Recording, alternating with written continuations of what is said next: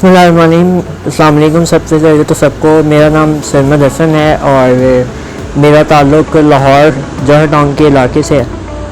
और मैंने जो अपना आगाज़ किया ज़िंदगी का वो बाय बर्थ मेरी फ़िज़िकल डिसेबिलिटी है पाँव की, और दोनों पाँव मेरे स्ट्रेट नहीं थे, सीधे नहीं थे यानी। तो उसके बाद 2004 में मेरा फर्स्ट सर्जरी हुआ था दोनों फीट्स का, दोनों पाँव का ना। तो वो लेफ़्ट पाँव का सक्सेसफुली हो गया था। डॉक्टर अब्दुल कयूम थे उस वक्त शेख जायद हॉस्पिटल में, उन्होंने कर दिया था। राइट फीट का अनफॉर्चुनेटली सक्सेसफुली ऑपरेट नहीं हो सका था, जिसकी वजह से वो फ्लैट नहीं हो सका, वो टेढ़ा ही रहा था, उल्टा ही रहा था पाँव।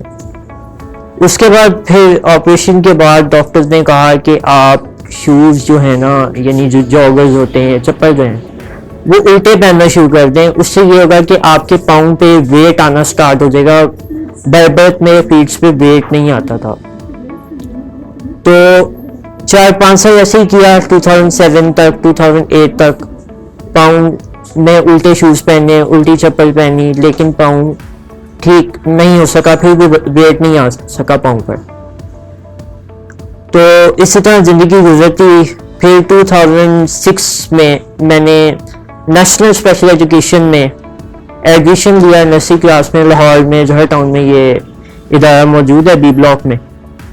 वहाँ से मैंने नर्सरी क्लास में अपना फर्स्ट पोजीशन लिया। वहाँ पे मेरी टीचर थी मैडम सदफ, अभी तक मुझे याद है, काफ़ी साल हो गए उनसे मुलाकात हुए। तो बड़ा प्यार उन्होंने किया, बड़ा उन्होंने ख्याल रखा मेरा वहाँ पे। और वो स्कूल भी काफ़ी अच्छा था। अब तो उसका नाम चेंज करके VTCT सेंटर रख दिया गया।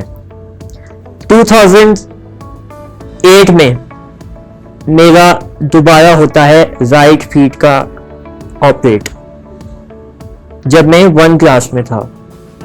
तो जब मैंने नर्सरी क्लास में अपना रिजल्ट दिया तो 97.5% मेरे मार्क्स आए थे वहाँ पे। और उस स्कूल का मैंने नेशनल स्पेशल एजुकेशन का 10 साल पुराना रिकॉर्ड तोड़ा था 97% मार्क्स लेकर। उससे पहले 87.4 वहाँ पे परसेंटेज आ रही थी बच्चों की 1997 तक। फिर 2009 में मैंने जब 2 क्लास में एडमिशन मेरा होना था, जब मैंने 1 क्लास पास आउट कर ली, तो 2009 में मैं अपने घर में कुरान पाक पढ़ा था, पहला सुपारा ना नाज़ा का।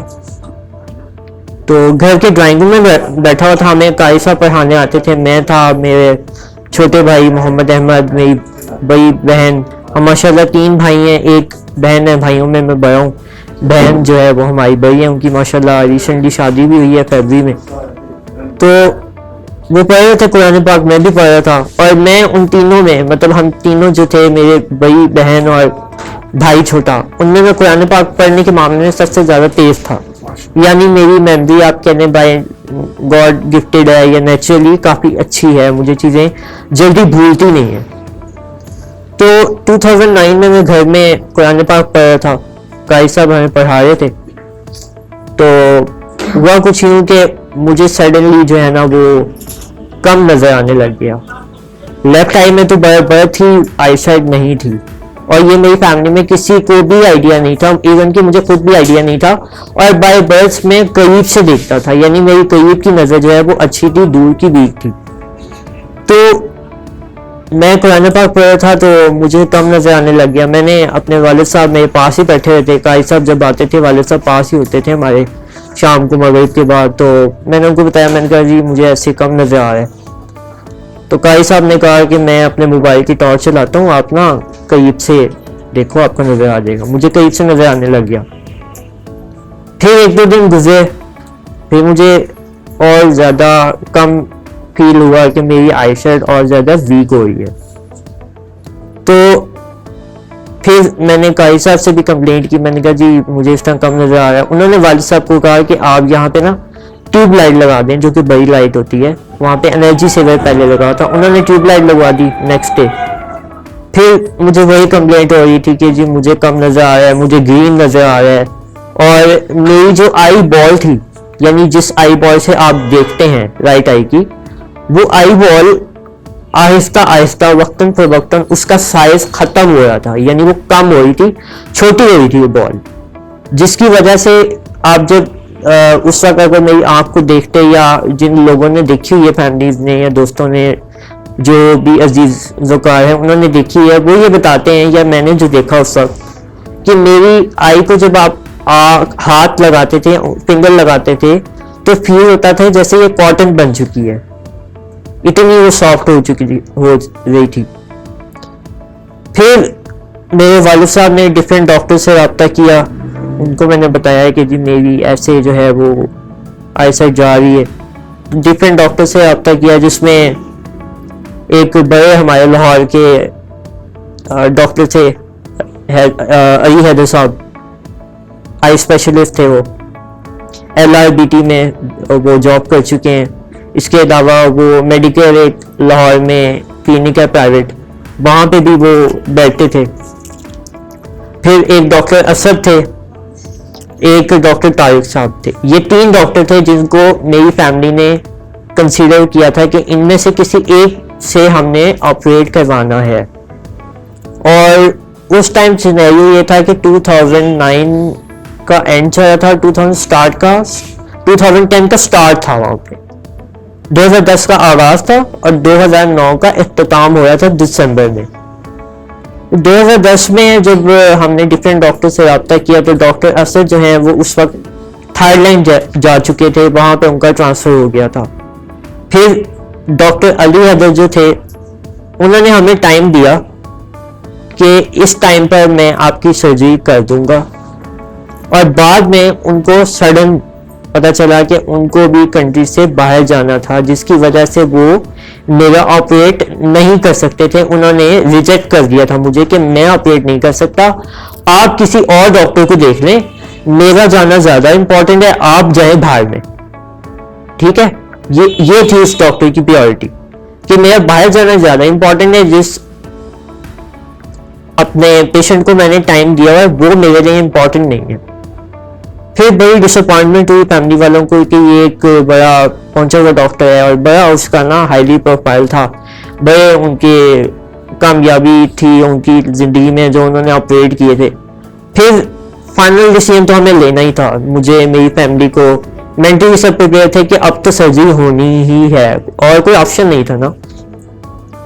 फिर 2010 के कहते हैं कि 10 दिन गुजरे पहले, जनवरी 11 2010 मेरा ऑपरेट होता है, वो होता है मेडिकल हॉस्पिटल में, डॉक्टर तारिक साहब वहाँ पे करते हैं प्राइवेट क्लिनिक में, और विद इन 48 आवर्स मेरा ऑपरेट होता है और मेरी आई बॉल जो है वो वापस उसी शेप में आ जाती है जिस शेप में वो पहले होती है। यानी आई साइड वीक होने से पहले जिस शेप में बॉल होती है वो उसी शेप में वापस आ जाती है।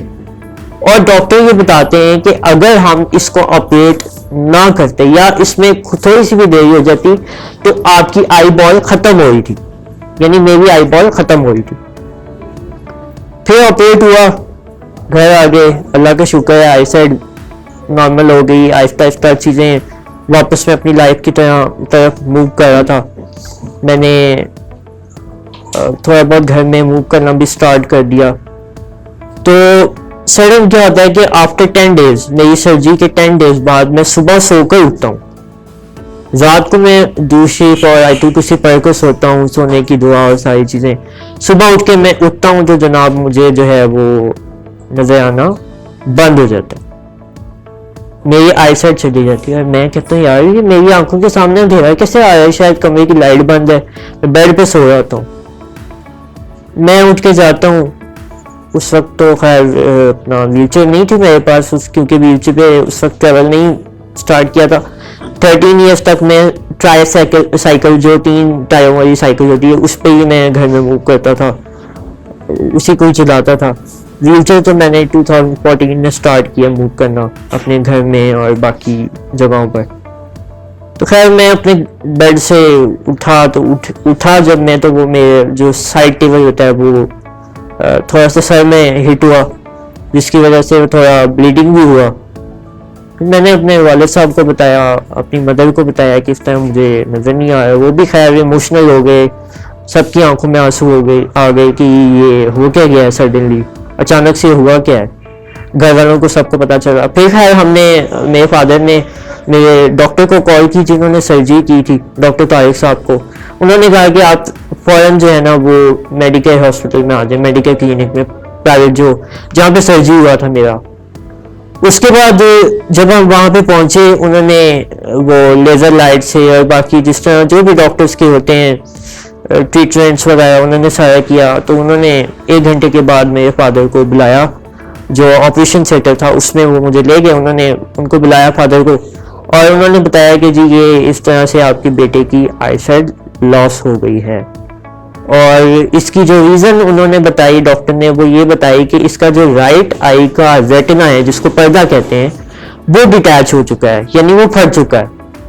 और अगर हम उसको दोबारा से श्रिंक करते हैं, यानी दोबारा से उसको ऑपरेट करते हैं, तो जो आपकी आई की शेप है, यानी जो आपकी आई आफ्टर ऑपरेट दोबारा से वापस आई है बॉल, वो रिमूव हो जाएगी, वो खत्म हो जाएगी।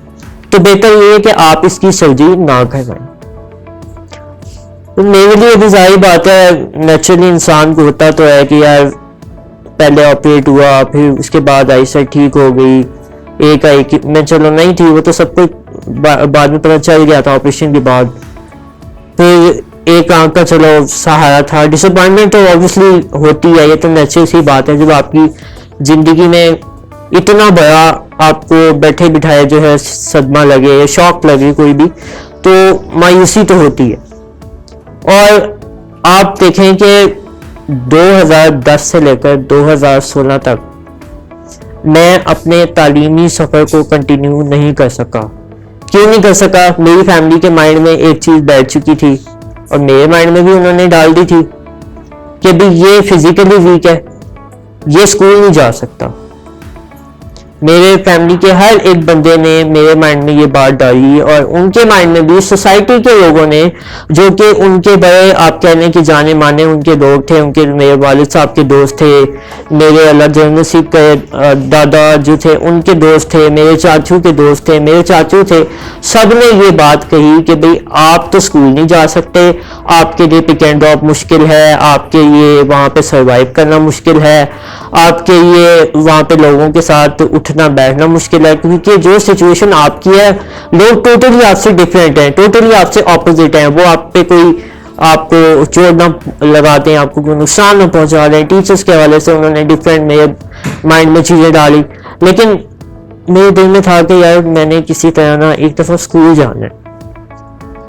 फिर मेरे जो छोटे भाई बहन थे, मतलब बड़ी बहन और छोटा भाई, वो माशाल्लाह उस वक्त स्कूल में पढ़ रहे थे, DPS माइन टाउन में। मेरी सिस्टर भी पढ़ी हैं, अभी मेरे भाई ने वहाँ से रिसेंटली 2 साल पहले 10th भी किया है।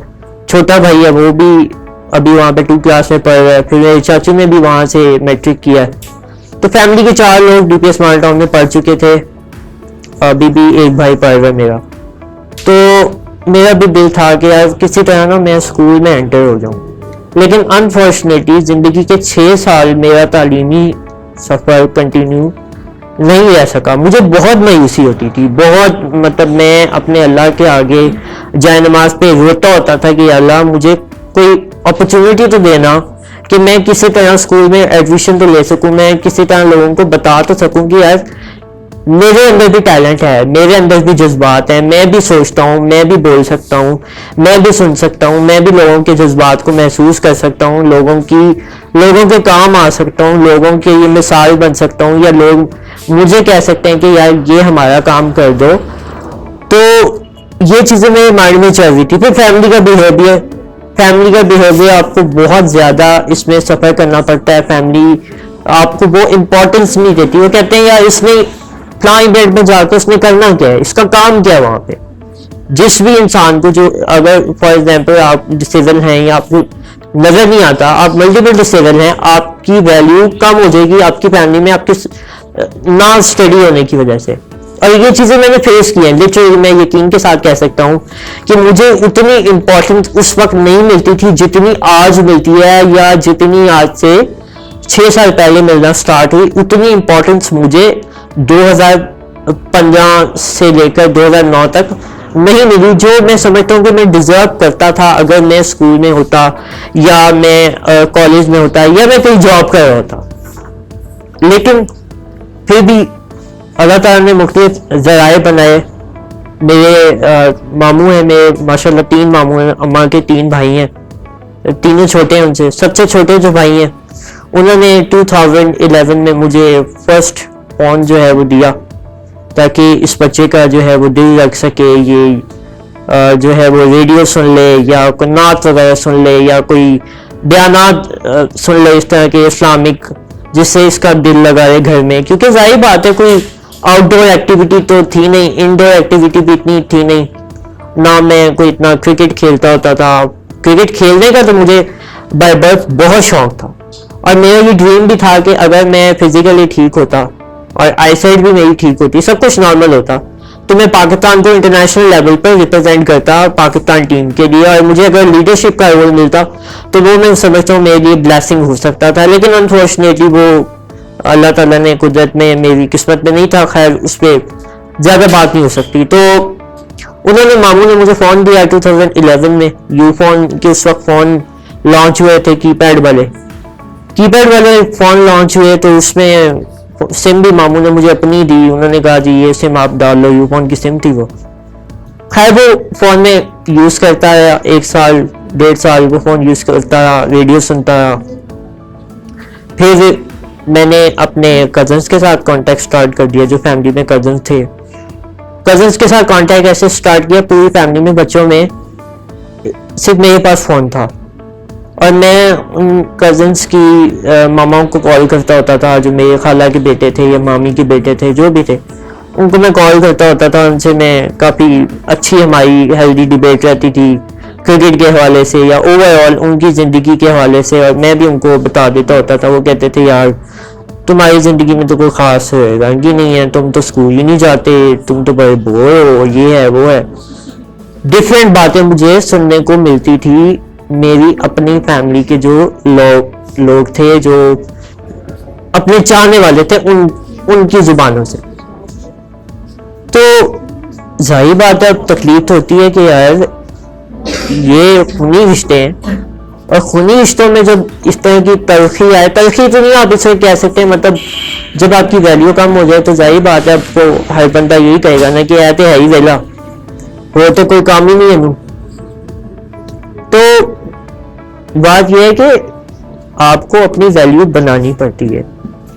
और फिर 2012, 13, 14, 15 मेरा 3 साल 4 साल ऐसे ही गुजरे, एक कमरे से ड्राइंग रूम तक, ड्राइंग रूम से बेडरूम तक। ज़्यादा से ज़्यादा हम गांव चले जाते थे, वहाँ हमारा माशाल्लाह अपना घर है, जॉर्ज टाउन में हम रेंट पे हैं, तो वहाँ चले जाते थे, वहाँ टाइम गुजर जाता था छोटे चाचू के साथ। उनके साथ मेरी माशाल्लाह बड़ी अच्छी दोस्ती है, बड़ी मोहब्बत है, और बड़े चाचू के साथ भी बड़ी दोस्ती है, मोहब्बत है उनके साथ। और हमारी फैमिली का ये है कि हम स्टार्ट से ही कह लें कि एक दूसरे के साथ मोहब्बत के साथ रहते हैं। कज़न्स हो गए, चाचू हो गए, मामू हो गए, सब आपस में बड़े प्यार मोहब्बत से रहते हैं, और कभी किसी को डिग्रेड नहीं करते। लेकिन मेरे साथ थोड़ा सा डिफरेंट सीन था।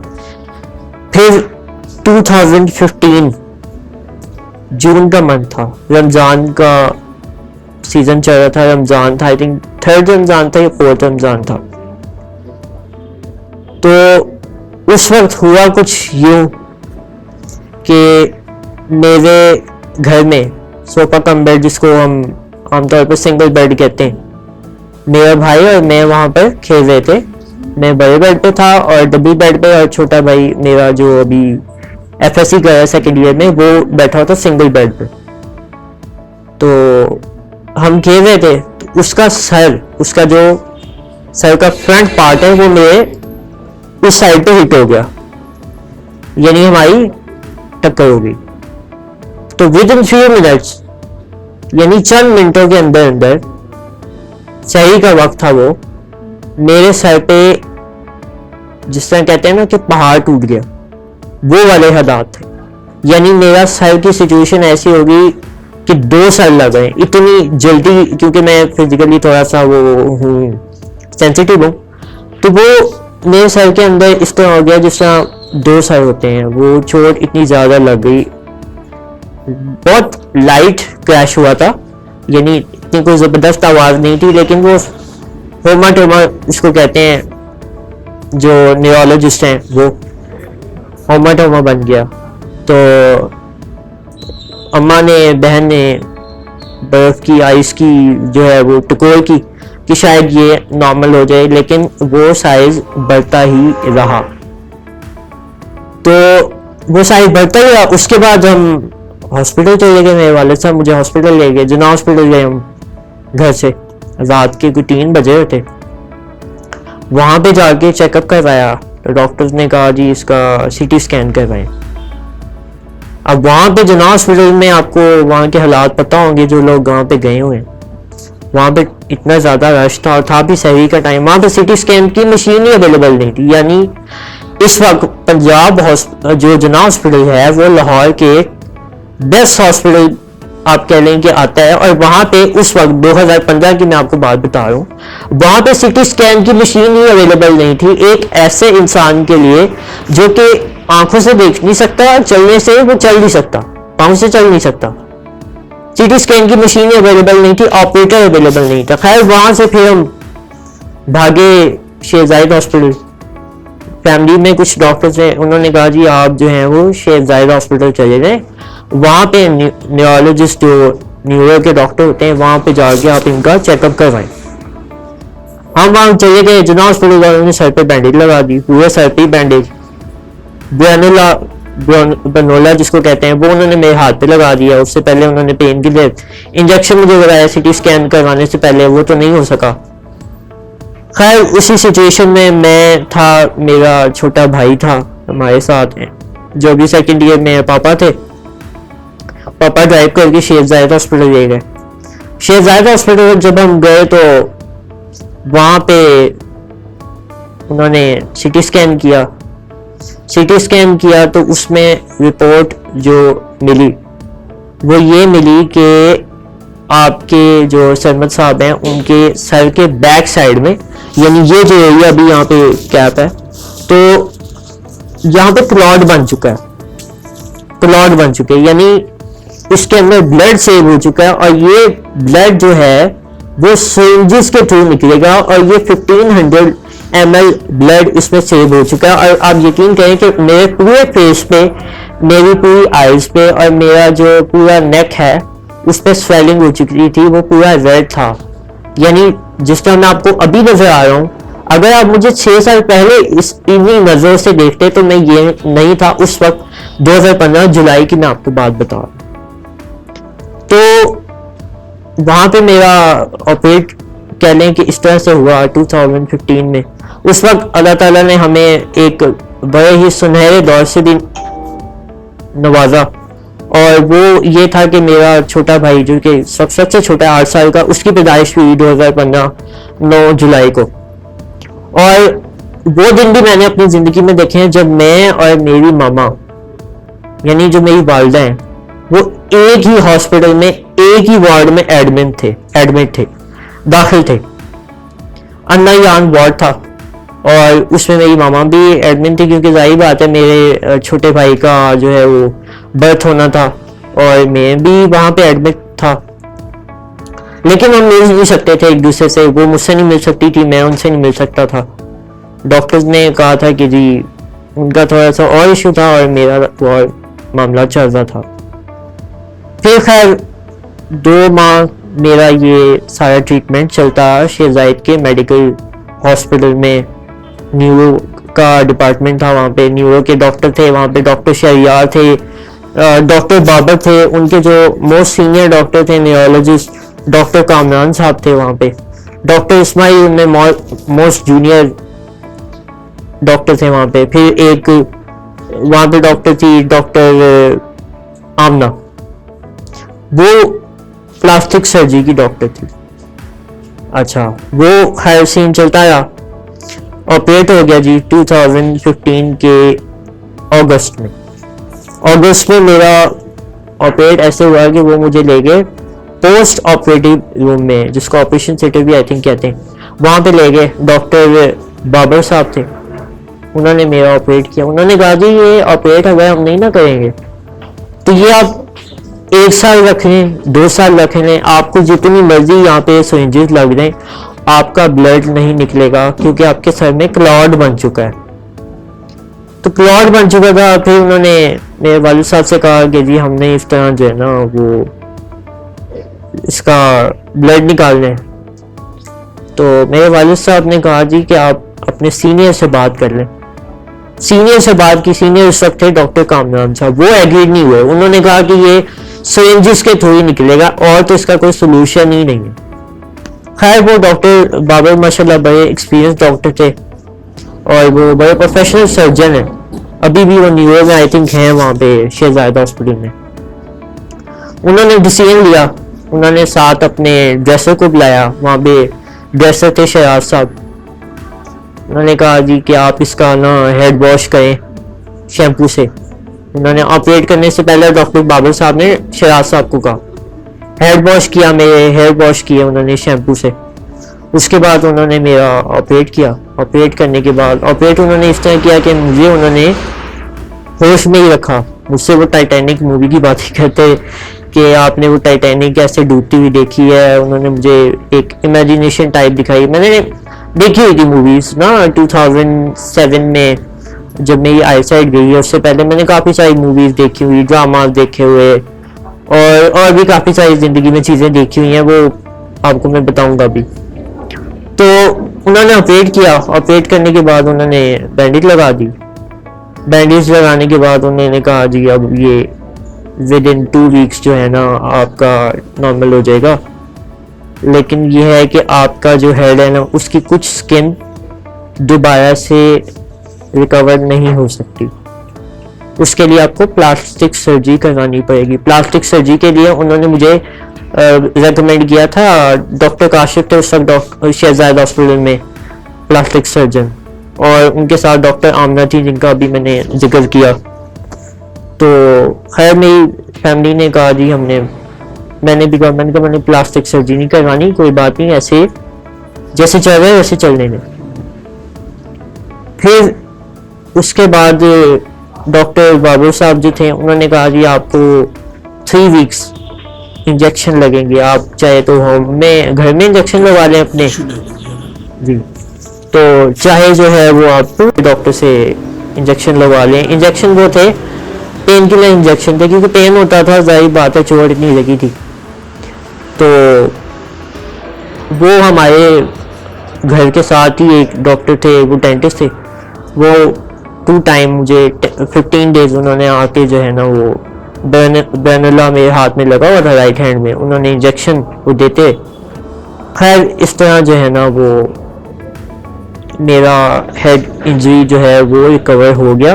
और अल्हम्दुलिल्लाह जो फेस स्किन का इशू था, जो हैंड स्किन का इशू था, जो भी स्वेलिंग वगैरह थी हेड पे, वो अल्हम्दुलिल्लाह अल्लाह पाक के करम से और मेरे वालिद साहब की बड़ी दुआएं हैं, उनकी बड़ी एफर्ट है जिस वजह से वो रिकवर हो गई। अच्छा सरमद, आपसे मैं ये पूछना चाहूँगा जी कि जब ये सारा मामलात बढ़ रहे थे तो फिर ये आपने एफए और मैट्रिक कैसे कर लिया? ये आपने घर बैठ के किया या रेगुलर क्लासेस ली? किस तरह इसको मैनेज किया?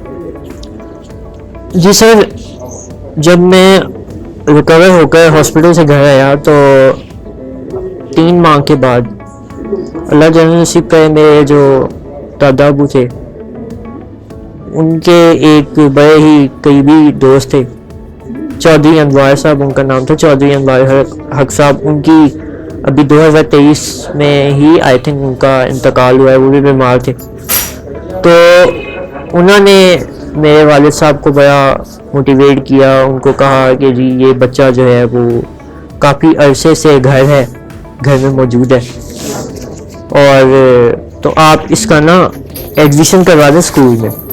और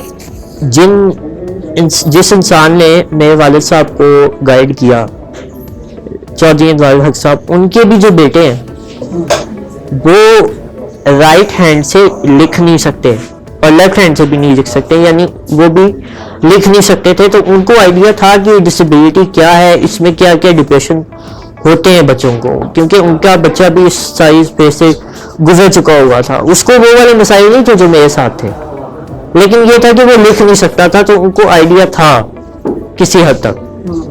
सारी सिचुएशन का तो उनको भी आइडिया नहीं था जहाँ पे मैं सफर कर रहा था, लेकिन उन्होंने मुझे देखा हुआ था और वो उस वक्त से ही मेरे वालिद साहब को कह रहे थे, जब से मेरी आई साइट गई थी और जब से मेरी फैमिली ने मुझे घर में कहा कि जी आप स्कूल नहीं जा सकते, ये मसले हैं आपके साथ।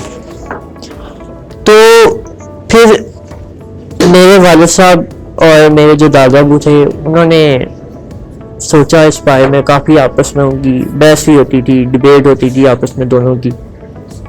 मेरे वाले साहब कहते थे नहीं इसको जाना चाहिए, इसका दिल लगेगा। मेरे दादा अबू कहते थे नहीं ये इतना स्ट्रांग नहीं है मेंटली भी और फिजिकली भी। अब इसमें ना इम्पोर्टेंट बात यह है कि दो जो धड़े हैं ना वो तकसीम हो चुके थे, यानी एक तरफ हमारी फैमिली और एक तरफ मेरे वालिद साहब के दोस्त, ठीक है। अब डिसीजन तो ऑब्वियसली जाहिर बात है घर वालों को ही करना था। अब जो वालिद साहब के दोस्त हैं वो तो उनको एडवाइस ही कर सकते थे ना कि भाई आपका बच्चा 6 साल हो गए घर बैठा हुआ है, बाकी बच्चे आपके माशाल्लाह अच्छे तालीमी इदारों में पढ़ रहे हैं, तो आप इसका क्या कसूर है कि आपने इसको घर बिठाया हुआ है? इसका कसूर ये है कि इसको नजर नहीं आता या ये चल नहीं सकता। तो खैर वालिद साहब को भी ये बातें जाहिर बात है इरिटेट करती थी, फ्रस्ट्रेट करती थी। वो भी परेशान होते थे कि मेरे बाकी बच्चे जो हैं वो जा रहे हैं, मेरा भाई भी जा रहा है, मेरे बेटे भी जा रहे हैं, मेरा बेटा भी जा रहा है, छोटा मेरी बेटी भी जा रही है, ये नहीं जा रहा जिसको ज्यादा इंपॉर्टेंस मिलनी चाहिए बाकी बच्चों की निस्बत। तो फैमिली ने फिर मैंने भी कहा, मैंने कहा जी अब आप ना डिसीजन ले ही लें, या तो आर या फिर पार हो ही जाए। अब फिर पार हो गया। हुआ कुछ यूं कि 2016 में मैं अपने वालिद साहब और अपने दादा अबू के साथ, मेरी बहन का आया था बीएससी का रिजल्ट ना, तो रिजल्ट आया। रिजल्ट आने के कुछ 4 से 5 दिन बाद हम गए इधर अजीज जहां, जिसको एजेपी कहते हैं। अजीज जहां ये काना वाली साइड पे है स्कूल, डिफेंस रोड के ऊपर, वहां पे हम गए। मेरे वालिद साहब भी साथ ही थे। तो वहाँ की जो उस वक्त खातून प्रिंसिपल थी, वहाँ उस स्कूल में बच्चे जो है ना वो सिर्फ ब्लाइंड पढ़ते होते थे। वहाँ पे multiple disable same like me वो वहाँ पे अलाउ नहीं थे। तो उन्होंने कहा कि जी हम आपके बच्चे को यहाँ पे एडजस्ट नहीं कर सकते, लिहाजा आप यहाँ से इसको ले जाएं। उनसे एडमिशन की बात भी की, उनको सब कुछ कहा कि भी हम आपको पिक एंड ड्रॉप की फीस भी देंगे, जो आपकी रिक्वायरमेंट्स हैं। वो स्कूल जो है वो आई थिंक प्राइवेट है, उसकी फीस भी कोई मंथ की है आई थिंक। पहले तो 2016 में 10,000 थी, अब राउंड अबाउट को 25,000 है। उनकी पिक एंड ड्रॉप भी थी। फिर खैर हम वापस आ गए, वापस घर आए तो डिसअपॉइंटमेंट हुई सबको ही, स्पेशली मुझे, कि यार ये अल्लाह ताला ने एक मौका मुझे दिया था और मैं इसी मौके को मुझसे छीन लिया गया ये। और मुझे उस खातून पे गुस्सा भी नहीं था, लेकिन यह है कि उस पे एक होती है ना कि इंसान को कि यार बंदा अब इसको क्या कहे, छोड़ो बस। फिर 2 माह गुजर गए, 2016 का सितंबर आ गया। सितंबर में हम फिर मेरे वालिद साहब के जो दोस्त थे जिन्होंने अबू को गाइड किया कि भी आप इसको एडमिशन करवाएं, वो गए। हम 4 लोग, हम गए 5 लोग नेशनल स्पेशल एजुकेशन जो जौहर टाउन बी ब्लॉक में स्कूल है ब्लाइंड बच्चों का, वहाँ पे हम गए। तो वहाँ के जो प्रिंसिपल साहब थे उस वक्त, अमजद अली साहब, उनसे बातचीत की। उन्होंने पहले तो भाई वहाँ पे हमारी इज्जत अफजाई की, चाय पिलाई और बिस्किट सुपर खिलाए उन्होंने।